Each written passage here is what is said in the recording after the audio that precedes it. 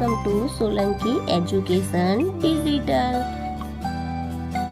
છઠ્ઠું, મહેશભાઈ 3 કિલોગ્રામ હાફૂસ કેરી, અડધો કિલોગ્રામ કેસર કેરી અને અડધો કિલોગ્રામ લંગડો કેરી ખરીદે છે, તો તેમણે દુકાનદારને કુલ કેટલી રકમ ચૂકવવી પડશે? હવે મહેશભાઈએ હાફૂસ કેરી, હવે હાફૂસ કેરીનો ભાવ શું છે? 1 કિલોગ્રામના 50 રૂપિયા, તો એમણે 3 કિલોગ્રામ ખરીદે છે, એટલે 1 કિલોગ્રામના 50 હોય તો 3 કિલોગ્રામના કેટલા? તો 50 ગુણ્યા 3 એટલે 150 રૂપિયા હશે હાફૂસ કેરીના। હવે અડધો કિલોગ્રામ કેસર કેરી, તો કેસર કેરીનો ભાવ શું છે? 150 રૂપિયા 1 કિલોગ્રામના, 1 કિલોના 150 રૂપિયા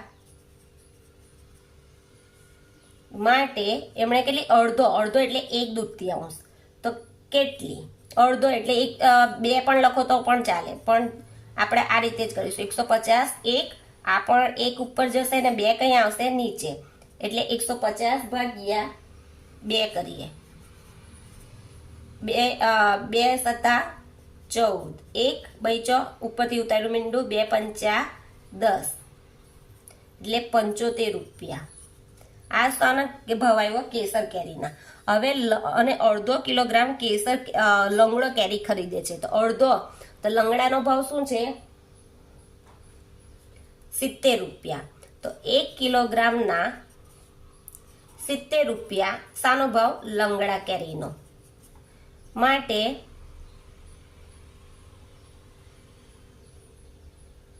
એક દૂતીયાંશ, અડધો છે ને એટલે, તો અહીંયા પણ આપણે કરીશું 70 ગુણ્યા 1 છેદમાં 1 ને ભાગ્યા 2, એટલે 70 ભાગ્યા 2 કરીએ, આ 70 ભાગ્યા 2 તો 2 42 6, એટલે 1 બચ્યો, 2 પંચા 10, એટલે કેટલા આવ્યા? 35 રૂપિયા। શું લખ્યું છે કે દુકાનદારને કુલ કેટલી રકમ ચૂકવવી પડશે? હવે દુકાનદારને આપણે કેટલી રકમ ચૂકવવી પડશે? રકમ કેટલી ચૂકવવી પડશે? તો આપણે પહેલું લખીશું હાફૂસ કેરીના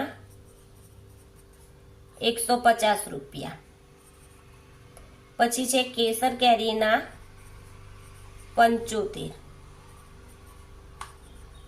ને લંગડો કેરીના 35।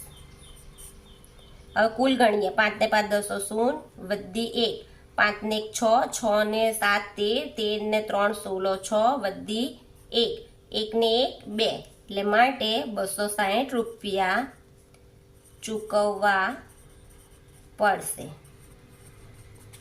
જો તમને આ વિડીયો ગમે તો મારા વિડીયોને લાઈક કરજો, શેર કરજો, સબસ્ક્રાઈબ કરજો। Thank you.